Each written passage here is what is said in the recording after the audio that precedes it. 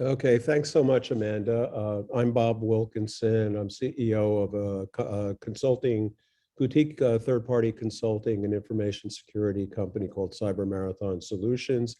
And today we're going to talk about third-party and ESG. And the title of the presentation is "You're Only as Good as the Company You Keep." So let's jump right in and talk about this. And I really do hope it's interactive. If questions come up, please ask, and we will try to answer them in real time as much as we can. So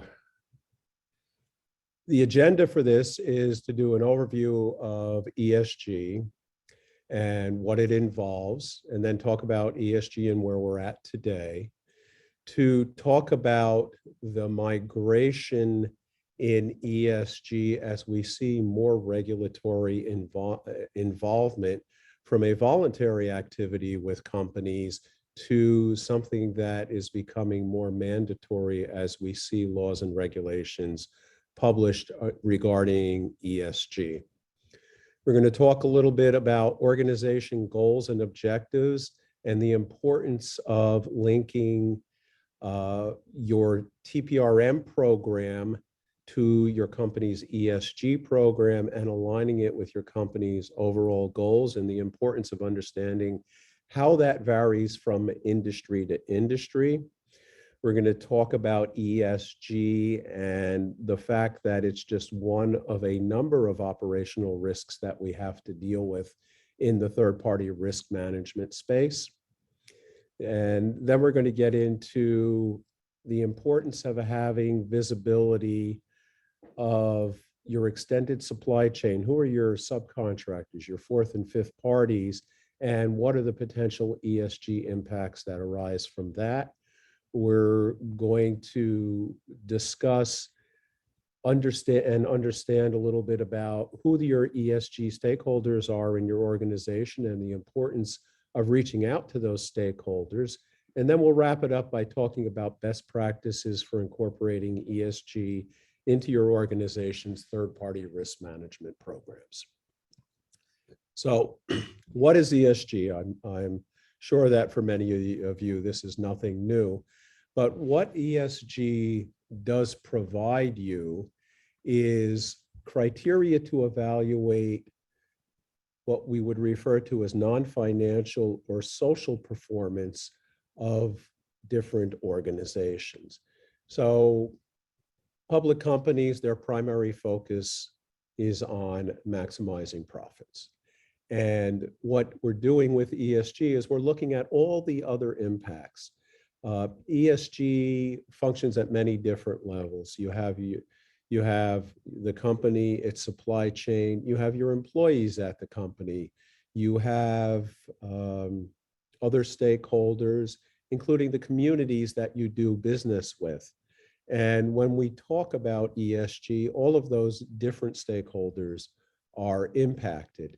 So understanding the social and the non-financial aspects of a company and the actions it takes is important for a number of reasons that we're going to delve into. So when we talk about environmental, we're talking climate change, resource use, emissions, sustainable growth, our effects on biodiversity, and other related topics. When we talk about social, we're talking about business practices and associated plans that affect the treatment of people, whether it's our workforce, whether it's our community, whether it's our customers. And examples include items like how do we ensure the safety and health of workers? We've all lived through the last few years with the COVID-19 pandemic, which is becoming a fact of life for many of us. It's becoming endemic.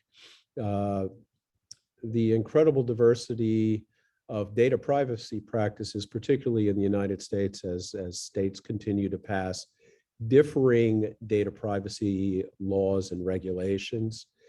Items like child labor and diversity within organizations. When we talk about governance, we're talking about the transparency of how businesses operate and the transparency in their financial reporting. We're talking about board independence and diversity, shareholder rights, uh, initiatives around executive compensation. So those are the E, the S, and the G. And one of the things that I'd like to focus on right here, right up front, is S and G really aren't new topics for us. We've been at this for a while. We have laws, regulations, and government agencies in the US and Europe and in other places that already focus on data privacy, on worker safety, and on many of these topics here. So one of the things as we think about it that I'll refer to multiple times is that social and governance isn't a new topic for us. And in fact, in our third-party risk management programs, a number of these social and governance topics are already covered.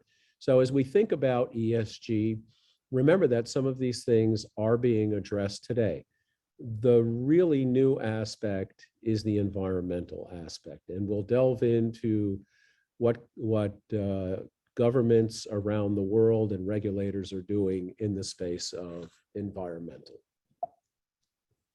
So ESG today. So it's really been thrust into the spotlight, and I literally cannot turn anywhere without hearing a conversation about ESG today.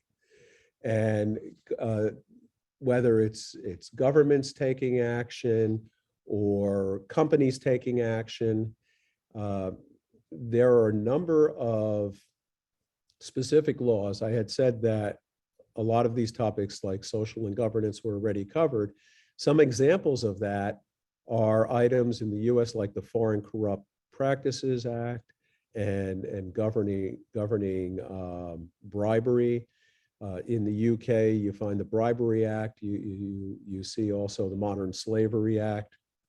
The EU has a global data privacy regulation, which for any company doing business in Europe or for any European citizens who use a company's service, the company has to ensure that they're compliant with GDPR.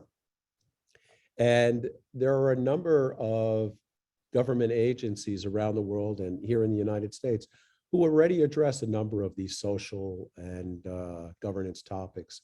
Worker safety covered by the Occupational Safety and Health Administration, investor protections, shareholder rights covered by the Securities and Exchange Commission. So I just want to be clear that a lot of these topics are not new to us.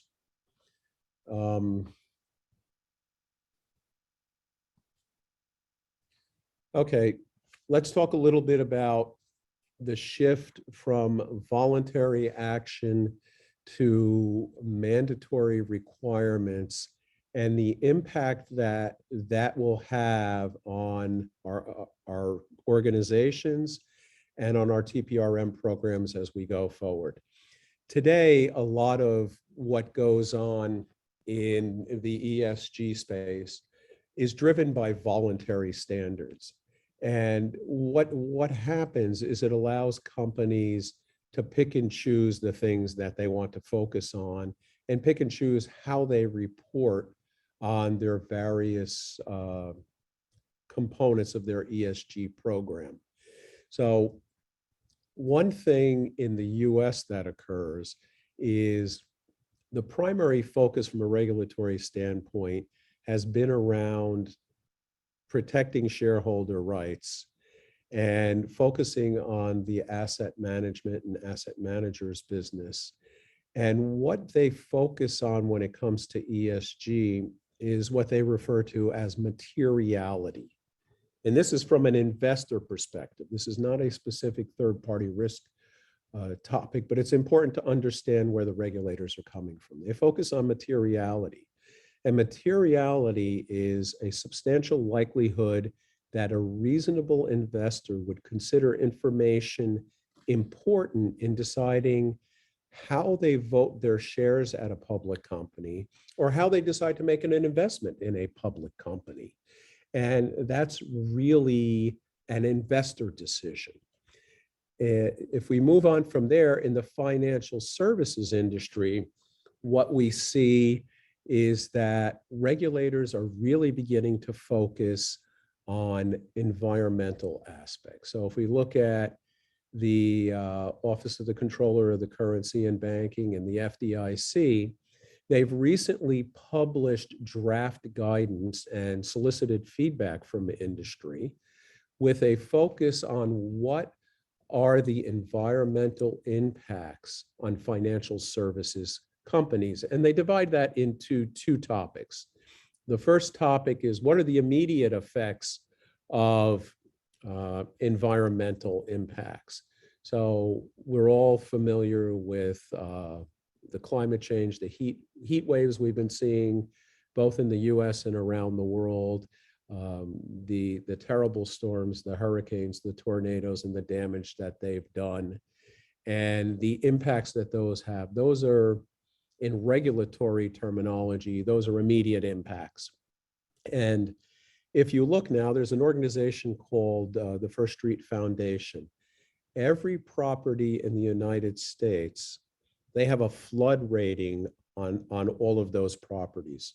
They've recently published a fire rating for every property in the United States. And in many areas that you wouldn't suspect, including my backyard in New Jersey, there's been a 200% increase in the likelihood of a fire, which doesn't make me happy, but is interesting information. So we have immediate impacts, and then we have transition impacts. And these are longer term impacts from climate change and the environment. So if you think about rising sea levels and the impact that they potentially have on coastal cities in the US, one of the things that the regulators look at when they do this, they say, is there a disproportionate impact that arises from the fact that there are many low-income communities in areas where the potential for sea rise can cause substantial damage to properties and to communities in that area? And are banks unfairly restricting lending to those low-income communities that are subject to impact from rising sea levels? So this is how the regulators think about things. Are there groups that are disproportionately disadvantaged because of environmental changes that are occurring? And those are longer-term impacts. So my point is, I think it's important that we all pay attention to the evolving regulatory landscape and how things are moving from voluntary reporting to mandatory considerations. And what are those regulations going to say, and how are all businesses going to have to adjust as a result to the change in regulation? In the European Union and the UK, we've seen a number of initiatives to mandate ESG disclosures. I mentioned modern slavery and bribery in the UK. There just recently a German Due Diligence Act passed, which really focuses on third-party ESG practices.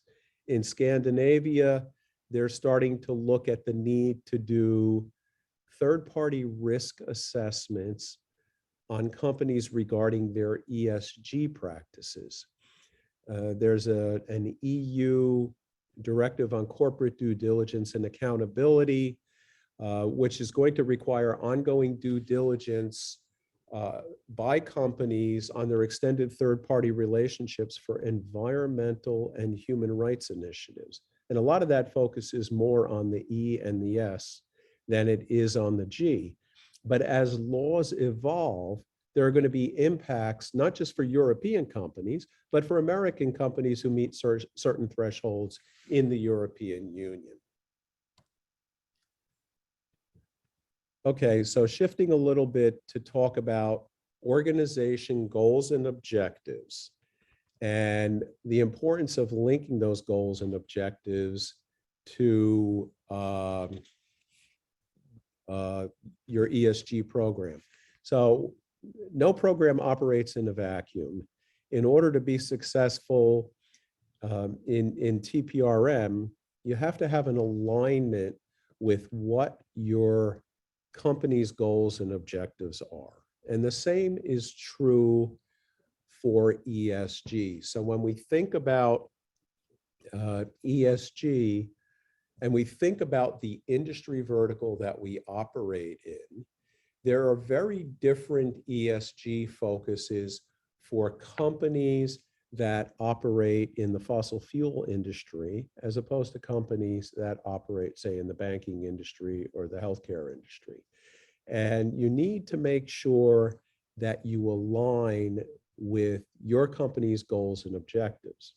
Now, when you get into this discussion, you have to realize that there are a number of organizations who provide scoring on ESG for public companies, and that the scoring methodology that you select reflects certain biases on the part of the organization that produces the scores. So if you're looking at Moody's, if you're looking at MSCI, Sustainalytics, if you're looking at EcoVadis, they have their own scoring methodologies. And in one case, one of the scoring companies might score a company as a 1, for example, and another one of these rating agencies might score them as a 10. So what were the inputs that went into the decision around the scoring methodology that you're going to use at your company? You have to be aware there are inherent biases. That's why it's important that your TPRM program aligns with the ESG program within your organization, and that you reach out and have those conversations with the people who are responsible for ESG within your organization. Now, another topic that comes up is the topic of what we call greenwashing. And this is because we have voluntary standards for a lot of ESG reporting as opposed to mandatory standards.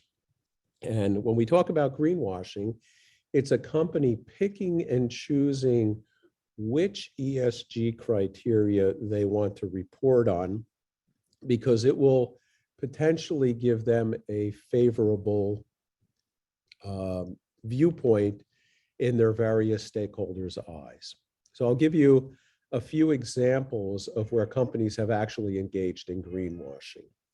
So when the US Congress was talking about passing carbon offset tax credits, this was something that was not viewed favorably by fossil fuel companies. So they didn't necessarily want these carbon tax credits passed. So when they asked and what their public position was, and in this case, this is a well-documented case, ExxonMobil came back and said, no, we're in favor of carbon tax credits. But some investigative journalists went undercover at ExxonMobil and talked to executives who said, we knew that when we supported this in Congress, we could do that because there was no likelihood of it ever passing. So that's an example of greenwashing. Another example of greenwashing is when you go to Starbucks and you used to buy a cup of coffee and you'd have that little plastic thing that you would put in the hole on the cup. Well, people complained about that as being not environmentally friendly.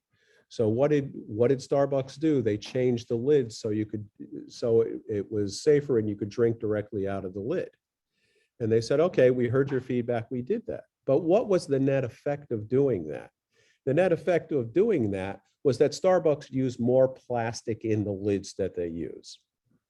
So another situation where greenwashing was going on. So when companies make claims and there are voluntary standards, you have to take a step back and say, well, are the claims valid? So that's something to think about. Now, another topic that comes up, and this is one around how to get traction with your third parties and your supply chains, is increasingly companies are deciding to include green contract requirements, along with all the other requirements that might be present in a contract. Sometimes it's called a supplier code of conduct.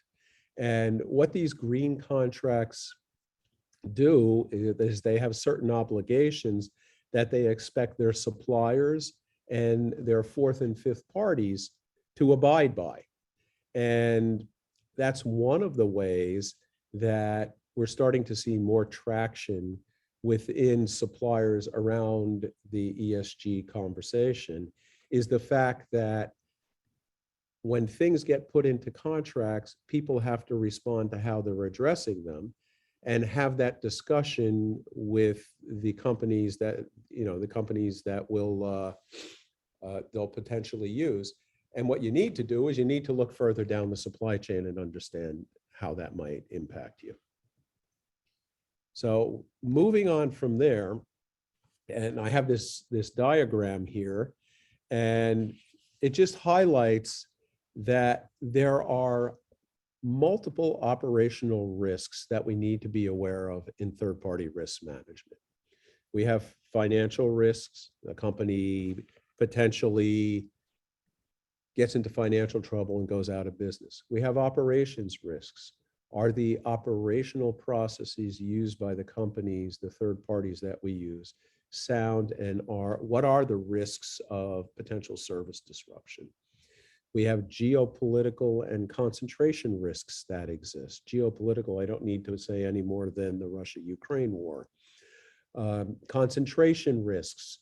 Do we have third and fourth parties who are unbeknownst to us resulting in concentration risk because multiple third parties, for example, are using a fourth party, say, to do web hosting, and we weren't aware that our organization was dependent on this fourth party that many of our third parties were using to do web hosting. I think we all understand cybersecurity, the risks that are there, everything from the hacks and the ransomware that's going on. We have compliance risk, and now we have ESG. So we have to take a comprehensive look at our TPRM program, make sure we're addressing all of the operational risks which potentially impact us, and making sure that they align to our company's goals and objectives, and in this case, our ESG program. ESG visibility into your extended supply chain. So we need to understand not just the ESG position of the various third parties that we might use, but what are the ESG impacts that come from those fourth and fifth parties that may be in our extended supply chain? So we know that our third parties often outsource parts of the service that they deliver us to those fourth and fifth parties. Are those fourth and fifth parties doing the right thing for the environment, socially, and from a governance perspective, so that they're aligned with the values that our company has? So this gets into the question of really understanding what our extended supply chains look like, how are they acting around the topic of ESG? Now, our extended supply chains, those fourth and fifth parties, from an operational risk perspective, are one of the greatest risks that we face, and at times it's not well understood. I don't know if it would surprise people, the fact that upwards of half of the hacks and data breaches that occur start with third parties and not with, a direct attack on our organizations. But when you peel the layer of the onion back and you look further, you find out that many of those attacks actually start with fourth and fifth parties who find a way to access a third party as a channel to get to your company directly. So having a good understanding of the potential risks that we're subject to on third party, on this third party supply chain is an important way to manage it. And what's true for cyber or any other topic is equally true for ESG now. The reputation risks that we would suffer from a serious environmental disaster at a fourth or fifth party, the impacts that we would suffer if it was disclosed that a fourth party was using child labor, for example, or that the values that someone in our supply chain is reflecting in their business practices don't align with ours. All of those things are potentially issues that impact our organization, and we need to be aware of. So at the end of the day, all other operational risks being equal, you want to ensure that you're working with third parties that are the most ESG responsible and that align with the values that your company has elaborated. So having an ESG score does provide you with a standardized basis for making those decisions, as long as you've done your homework and you understand any inherent biases that may exist in any scoring methodology. So now we'll look at a different aspect, but absolutely critical aspect of ESG, which is, as I've said before, ESG is just another operational risk.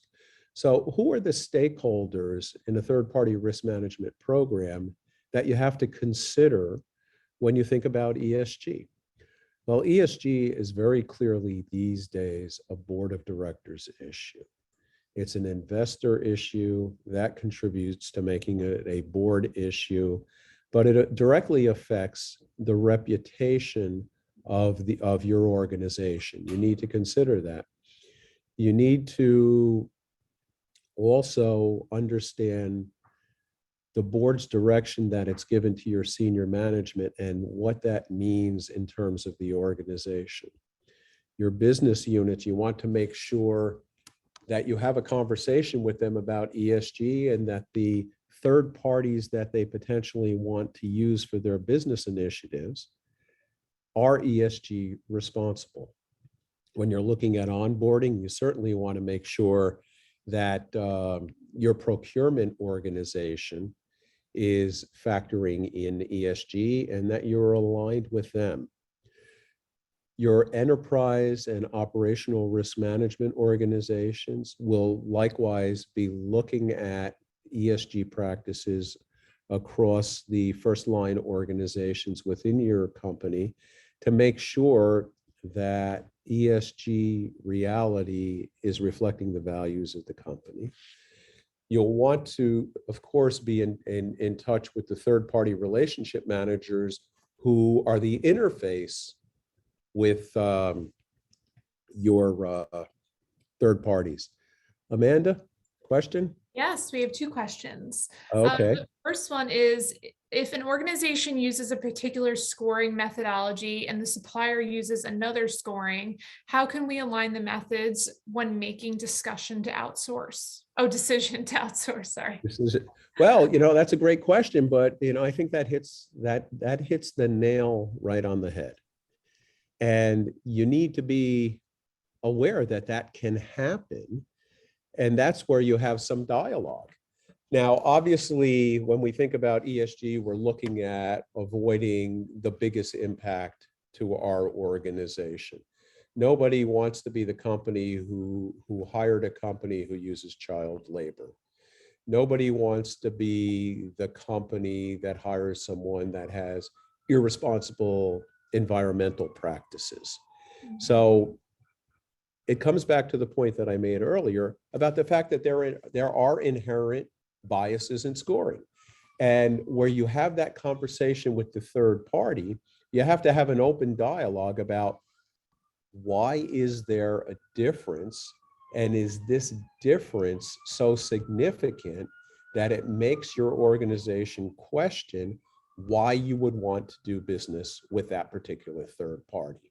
So what it is an opportunity to enter into a discussion with the third party to understand the reason why there is a difference in scores And is that difference significant enough that it would act as a red flag to your company? So the important point there is you're aware that people and organizations may use different scoring methodologies.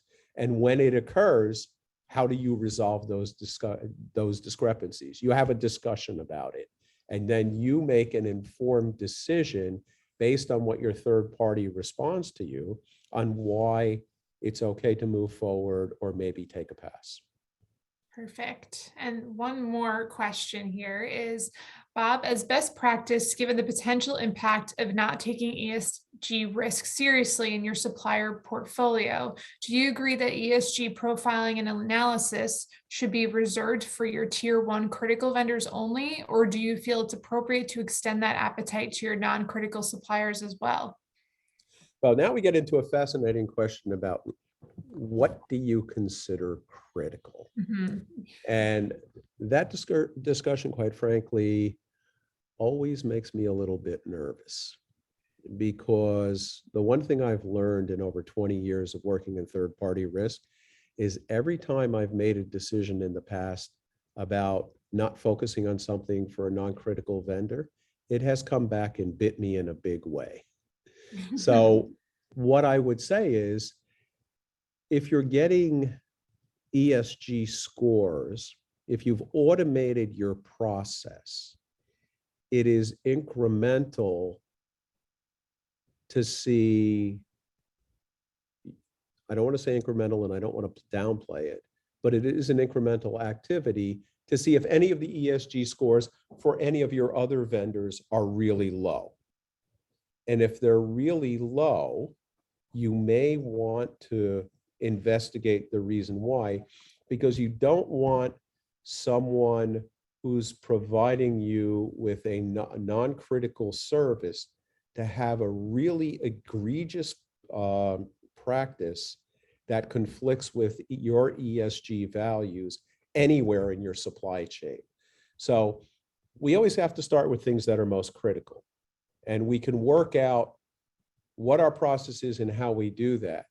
But I think that you have to say, in this case, buyer beware. If you're not looking at those other ones and you have some really low ESG scores on others, suppliers in your company inventory, that's a risk, and you ignore it at your own risk.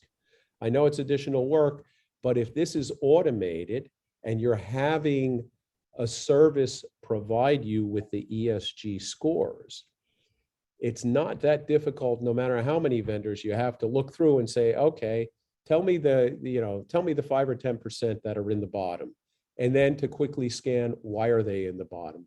But again, that's something that's driven to a certain extent by how automated your program is. If you Yeah, have to do it manually one by one, of course, start with your critical. perfect. Okay, well, that was all of the questions for now, so I'll jump back in. Okay. Keep Okay, and I will continue the story. So we were talking about third-party relationship managers, making sure that you're aligned with them and that yours and their view of ESG are the same is important, because a lot of times in third-party risk management, you have to work with the relationship managers for those third parties. Legal from a contract standpoint, green contracts and codes of conduct are important topics. Compliance. We already said that social and governance, a lot of the activities are driven by existing regulation and oversight. Business continuity and disaster recovery, particularly for your critical third parties.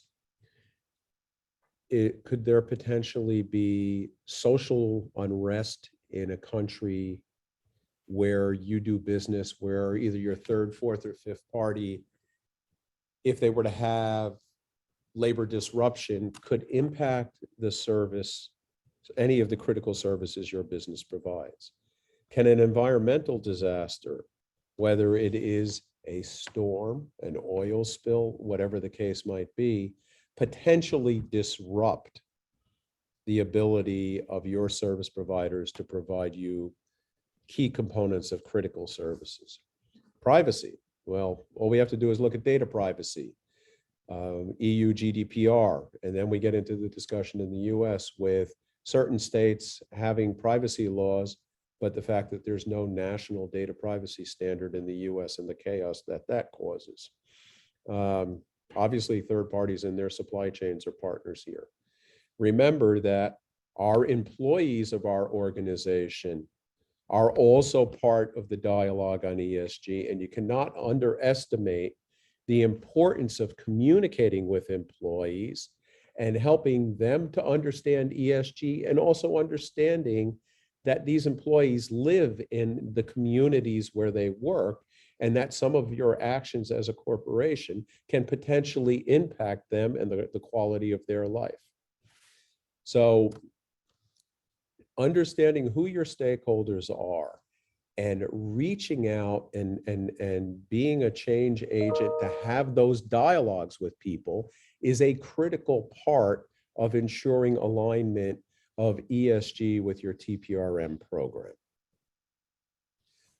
I'd like to talk a little bit now about best practices for incorporating ESG into TPRM programs and focus on a few things here. Before you do that, Bob, I'm back on here because there's another question. All right, Amanda. This is kind of long, so bear with me here. You might want to read along, actually, if you can see the Q&A, but I'm going to say it out loud for everyone else. Okay. Someone wrote, doesn't some of this give regulators, unelected regulators, outsized impacts on corporate practices? Forcing companies to work in a prescribed way could easily bring us down a very scary road. Shouldn't we be pushing back against ESG regulations? Voluntarily sounds much saner to me than mandatory. Mandatory requirements could lead to overregulation and forcing conformity in ways that could ultimately hurt the companies and the consumers they serve. And who decides what is the right thing? Making sure the full extended supply chain are all doing the right thing sounds obsessive. Monitoring companies' values seem creepy and ultimately oppressive. Enforcing right think, enforcing conformity. Well, I don't know who wrote the comment, but for anyone who's ever worked in banking, welcome to our lives. Well, there you go. And the important thing to remember here about regulation, and most of my experiences in banking, and I'll talk about banking. Regulators offer guidance.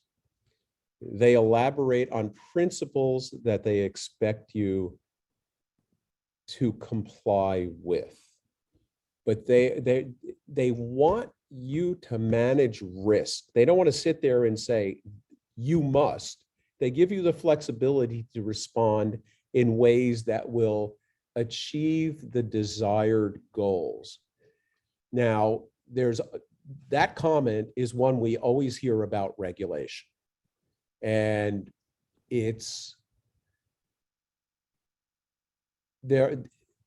regulation that is heavy-handed and you must absolutely, and there's no variation, it potentially does have impact. But some regulation, even if it does that, has societal value associated with it. It prevents companies from engaging in abusive behavior, which affects worker safety. It prevents environmental disasters from occurring. Back in the 70s and 80s, which probably predates a lot of people on this call, we had government initiatives for and funding from Congress for what were called EPA Superfund sites, where businesses had dumped chemicals, toxic chemicals, done immense damage. People came down with cancer and were dying. And the government had to fund the cleanup of those sites to protect the communities where all of that had been dumped. So understanding the comment that was made, understanding that companies are part of the dialogue with the regulators. And this is the really important part about regulation.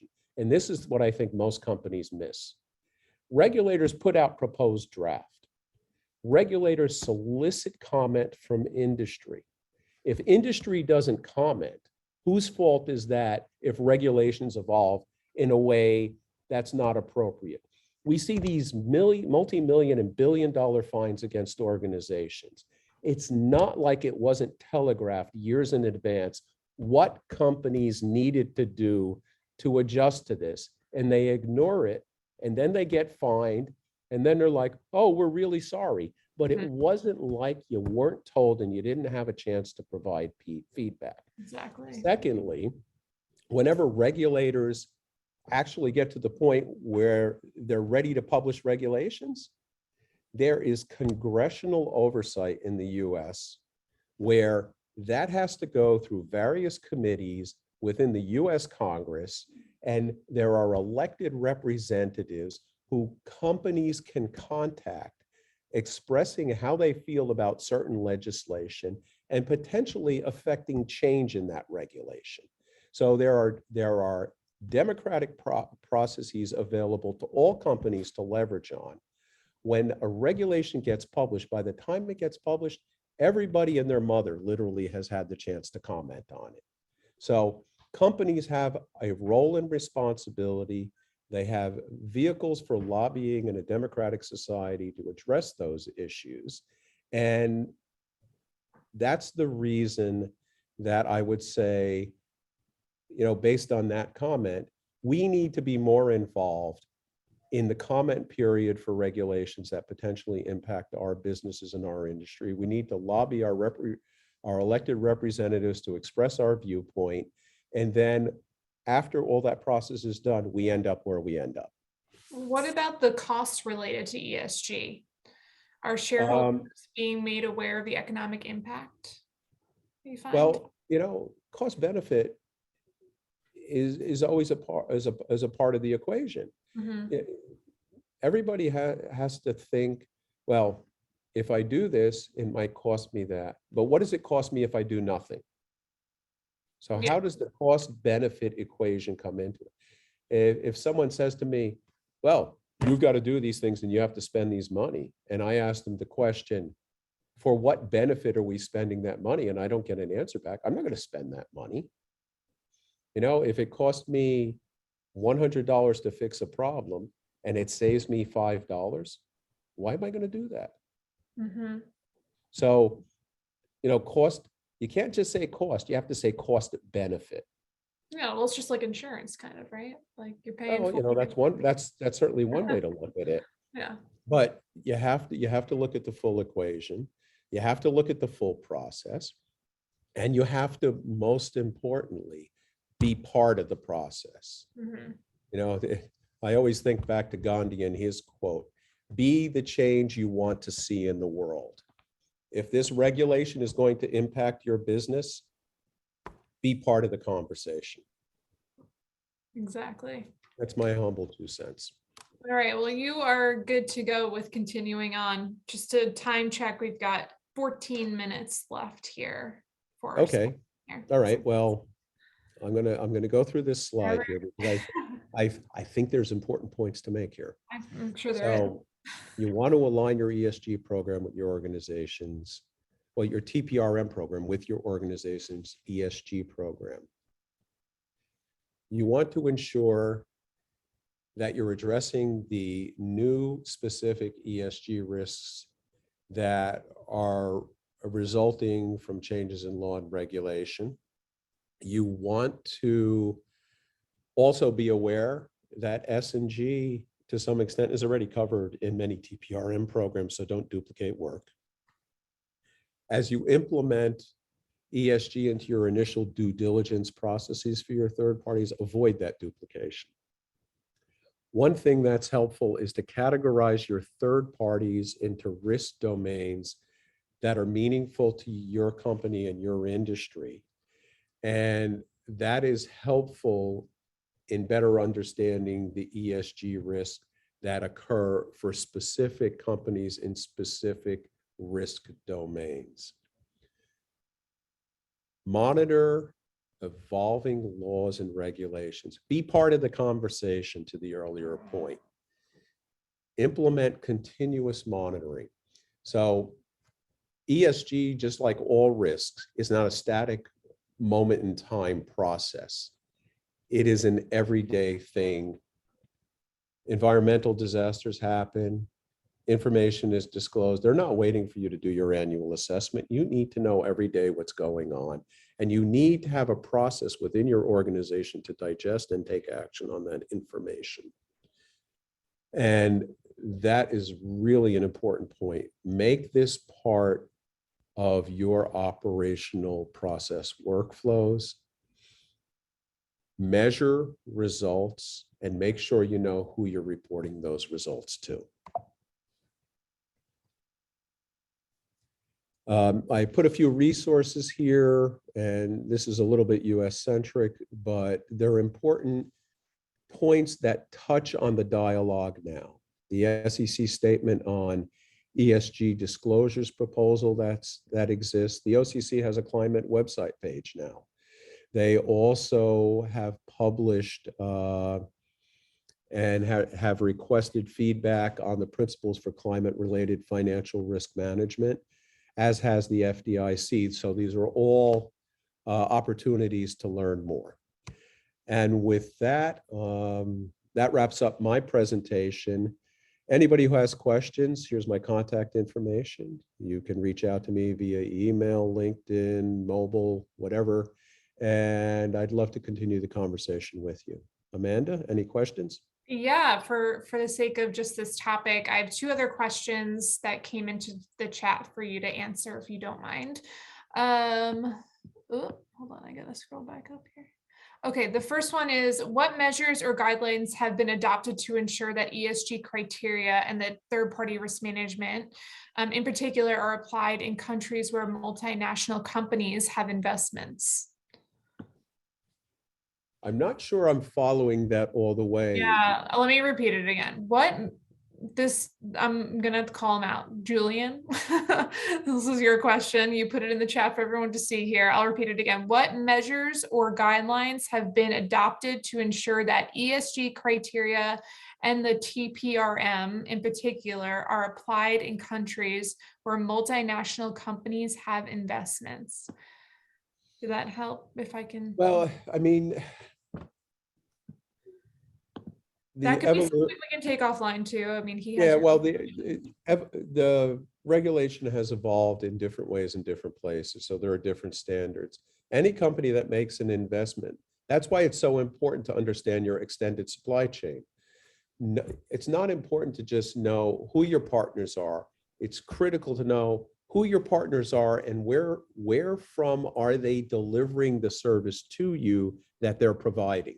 So you might be dealing with IBM, but the services that you're getting from IBM, hypothetically, could be provided not in the US, but in Shanghai, China. Are you okay with that? If you're fine with that, great. But you have to know where the services come from. And it's a longer discussion. So that's all I could offer right now. What else do you have, Amanda? Yep. Are you aware of any regulatory actions specific to ESG non-compliance, aside from any non-compliance with specific existing laws such as GDPR, SEC, et cetera? Well, within the US, the issue focuses around the voluntary nature of ESG reporting, and it's primarily from an investor standpoint. Remember, I mentioned SEC and materiality. SEC has put forward a proposal on environmental disclosures. Fed and FDIC and banking have proposals that are draft. Aside from existing law, I'm not aware in the US of specific things that have occurred. There's lots of law in the US, the EU, the UK, even China now with their 2021 data privacy law. But those are things that everybody's aware of. It's what's coming down in the future that we need to be in tune with and stay tuned for, because we're going to see this migration from voluntary reporting to certain actions in certain marketplaces becoming mandatory. Okay, so we have one more question, but while I ask this, I'm gonna switch this over to Scott. So if you want to unshare your screen, Bob, and then Scott can take over while he sets up, I'll ask this quickly. With Okay. regards to cultural nuances and more, would you provide insight on the challenges as well as successful integrations in emerging markets? Ooh. Another That, hefty one. yeah. I mean, I love the questions, and they're great questions. You know, things evolve at different paces in emerging markets. In some markets, they're struggling with very basic concerns, and some of these topics they may not be ready for yet.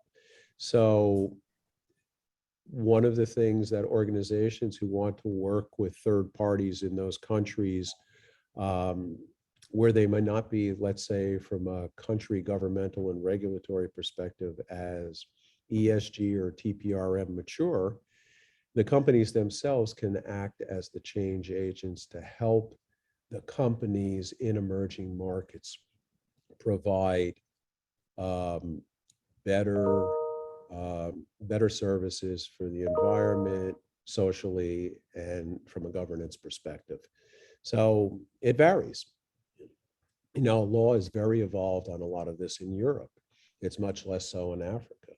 So companies who want to do business in Africa have an opportunity to help those countries and those economies improve their practices to better align with some of the values that are important for the company itself.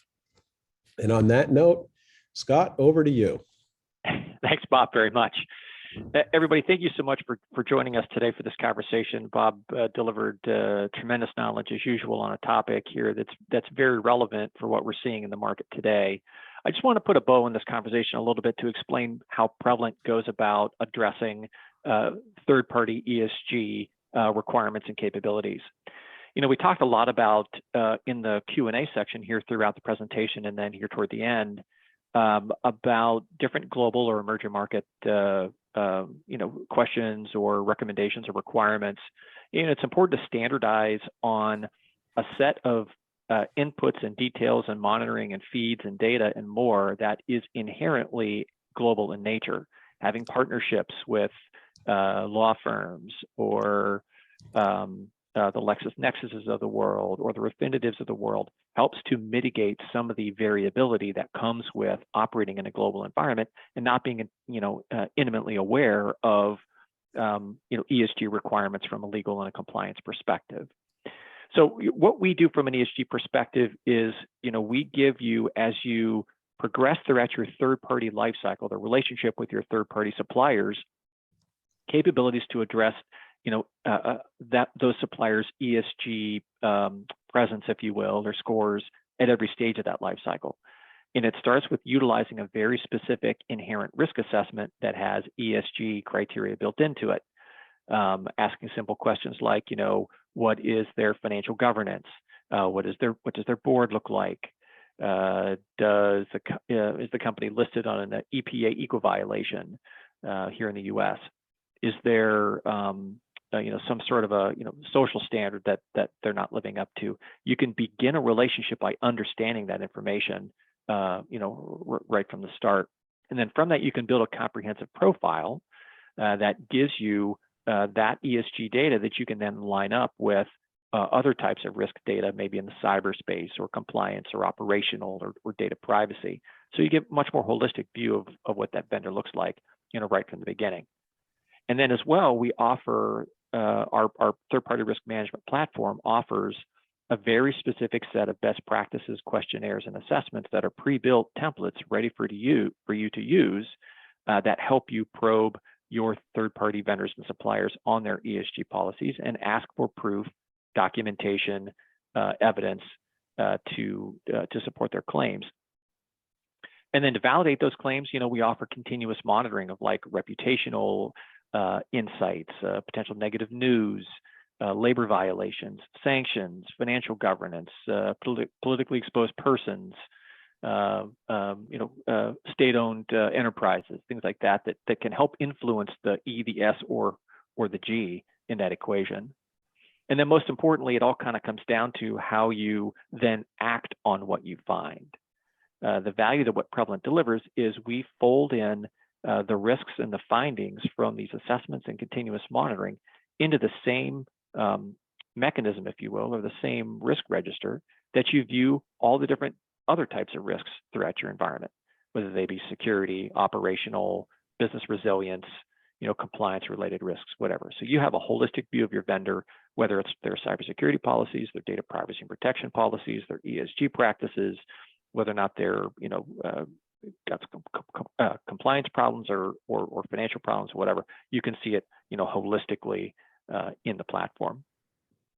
And this just kind of illustrates the different types of risks that the Prevalent platform does monitor continuously, and uses that to validate responses from assessment types. Scott, I'm gonna launch. Sorry, Scott, I'm just gonna launch the poll really quick. I just told everyone Sure. while you do that. Okay, go ahead. Sure, you bet. And then the last piece of it is, I mentioned that we look at multiple different types of risks across the third-party life cycle. From a sourcing and selection perspective, we give you the visibility into, the E, the S, and the G as you're determining whether or not this is the kind of supplier you want to do business with. As you intake and onboard, you can score inherent risks based on that criteria. You can continually assess their ESG policies and practices and recommend remediations to them with built-in guidance in the platform. Monitor it on an ongoing basis to validate conclusions, measure whether or not they're adhering to those standards, and then as you continue throughout that life cycle, maybe to the point where you terminate or offboard the relationship, make sure those lingering risks are adjusted so they don't come back and, as Bob said a few minutes ago, bite you pretty hard. Our perspective is to help you accomplish three things: help you be smarter in how you make risk-based supplier decisions, and ESG is a part of that.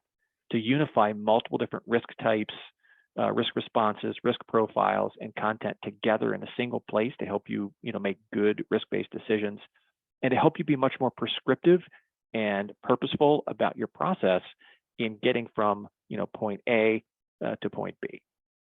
That's what we do for third-party risk management with ESG specific.